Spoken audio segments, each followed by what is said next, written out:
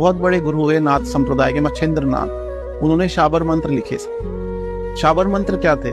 ऐसे मंत्र जिसमें कोई व्याकरण नहीं है, वो अनपढ़ से अनपढ़ पढ़ सकता है, ठीक है। और उसमें देवता से बोला जाता है कि आके मेरा काम करो। अगर आपको तंत्र का इशू है, नजर लग जाती है या बीमार आप ज्यादा रहते हैं, तो एक छोटा सा शाबर मंत्र, मतलब जिसको 11 बार पढ़ के अगर आप बाहर जाते हैं तो आपको कोई प्रॉब्लम नहीं होती, आप प्रोटेक्टेड हो जाते हैं। नमो नमो कालिका माई, तेरी सृष्टि तूने बनाई, हम बालक तेरे अनुरागी, कृपा करो शिव की दुहाई। इसको पढ़ने से आपको नजर दोष नहीं होगा।